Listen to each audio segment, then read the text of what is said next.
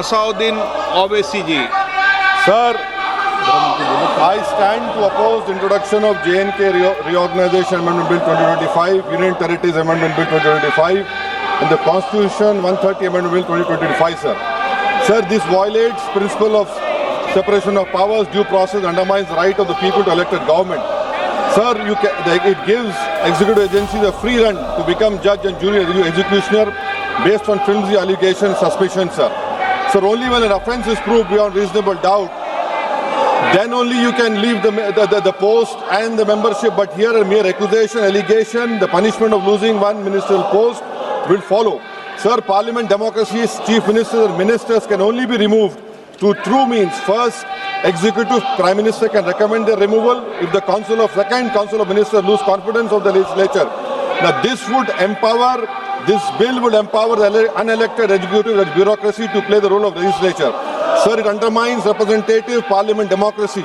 This amendment would leave the minister and CM at the mercy of executive agencies. The severity of the amendment is not only in the fact that one loses their position if they are arrested, but even if they are detained. Detention and administrative action doesn't require an offence to be made. Sir, the chief minister will not be able to accountable people. I want to know from the Honourable Home Minister, as he read Article 74(1), which says that the Council of Ministers headed by the Prime Minister to aid and advise the President who shall, in exercise of his function, act in accordance with such advice. Now this bill clearly violates 74(1). Sir, this is the 1933 Gestapo when Gestapo was found in Germany. This government is hell-bent on creating a police state. This will be a death knell and leash on elected government, sir. Indian Constitution is being amended to turn this country into a police state. BNS 152, the Home Minister promised in this House that sedition would not be used. Section 316, Section 9 of BNS, PMLA Section 4, all these can be used to destabilize an elected government, sir.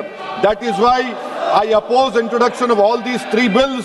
This is nothing but creating a Gestapo to ensure that our democracy does not survive.